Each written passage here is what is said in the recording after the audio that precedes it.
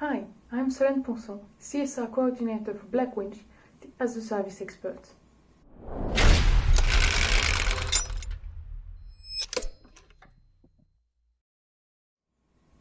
Sustainability is more and more important to banks. Today, we will discuss the asset financing bodies of banks and the environmental, social, and governance ESG criteria for their customers, which are manufacturers or integrators. I will interview my colleague, Sophie FERET, Vice President Finance and Funding and co-founder of Winch.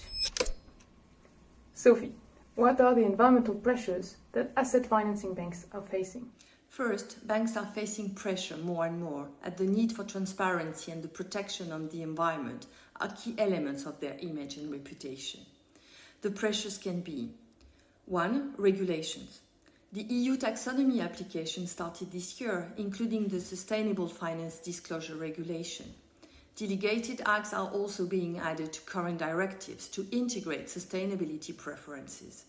For example, in Canada, the Task Force on Climate-Related Financial Disclosures will be enforced in 2024. 2. Image. For example, in Europe, some major banks were called to end their activities within the coal industry. 3. Incentives by the stakeholders, the shareholders, and the clients to do better. Indeed, asset financing banks are facing heavy pressures that impact their customers. Now, what are the consequences for them? And what type of environmental data are asset financing banks looking for?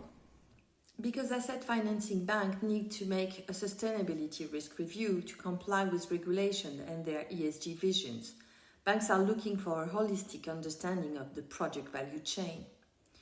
Companies which seek funding from the asset financing banks need to make sure that key social and environmental information are easily accessed. For example, information regarding health and safety, pollution, use of resources, CO2 emissions, corruption, etc. Okay, now we want to know, is there a specific way to disclose of this data? Usually, asset financing banks proceed to do an environmental, social, and governmental screening of the project. It is important to be precise in the data and explaining how the as-a-service project mitigates its environmental impacts. Third-party verifications help a lot, like certification, insurances, and labels. Yes, the Greenhouse Gas Protocol, or GHG protocol, is a famous ESG reporting tool. One where companies can measure their direct and indirect emissions. The Scope 3 is the largest source of emissions for most auto and equipment finance businesses. Yet it is also the most forgotten one because it is harder to estimate as it tackles the usage of the asset and it is out of the manufacturer's control. However, it provides key data to show the usage of the assets and it helps to improve the efficiency and improve the circular design of the asset. How important is ESG reporting for asset financing banks?